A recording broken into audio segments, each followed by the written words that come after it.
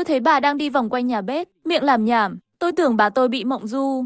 Ông nội đột nhiên bịt miệng tôi lại. Bà bị quỷ nhập xác rồi. Hãy im lặng. Tôi nhìn kỹ thì đó chính xác là bà. Đồ ngủ và đôi dép tôi mua cho bà. Đây rõ ràng là bà nội. Ông nội kéo tôi ra khỏi bếp. Đứng trong sân, ông nội liếc nhìn nhà bếp. Đừng ra khỏi cửa vào ban đêm. Đừng chạy lung tung, cháu chỉ muốn uống nước. Cửa bếp đột nhiên mở ra. Hai ông cháu làm gì đứng ngoài sân đó? Bà nội đứng ở cửa hỏi. Tôi canh cháu đi vệ sinh. Cháu mình rất sợ bóng tối. Bà nội gục đầu xuống thấp hơn. Về ngủ đi, ông tôi liên tục đáp lại, nắm lấy tôi và chạy nhanh, suýt nữa thì té.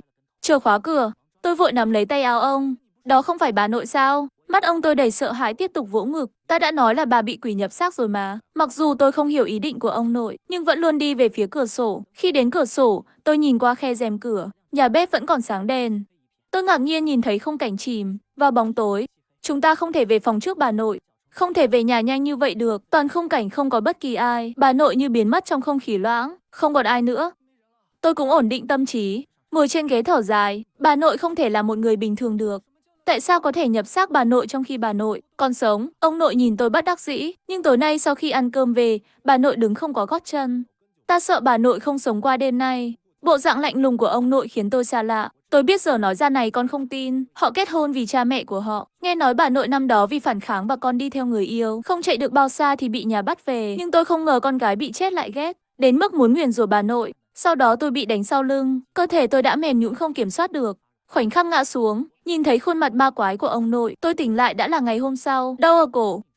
Tôi đưa tay chạm vào cổ, ngón tay còn dính chút máu. Lời nói của ông nội và nụ cười đó lại hiện lên trong đầu. Tôi vội vàng mở cửa phòng, thấy bà nội cho gà ăn, dậy rồi, ngủ còn ngon hơn cả heo. Nhìn bà tươi tắn như vậy, tôi thở phào nhẹ nhõm, sau đó lại nhớ đến lời của ông nội. Tôi nhìn dưới bàn chân của bà, sao thấy bình thường mà ta? Tối qua cậu nhìn thấy thứ đó, ông ấy không phải là ông cậu. Nói xong còn dùng sức chặt chân xuống đất 2 cái.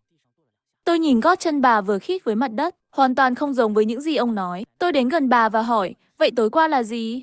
Sợ bị người khác nghe thấy, tôi bán hàng vào ban đêm, sáng giờ không thấy ổng, đặt lá bùa này dưới gối. Buổi tối dù nghe thấy gì cũng đừng lên tiếng, cũng đừng ra ngoài, biết không? Tôi nhận món quà này, nhưng trong lòng tôi nghi ngờ.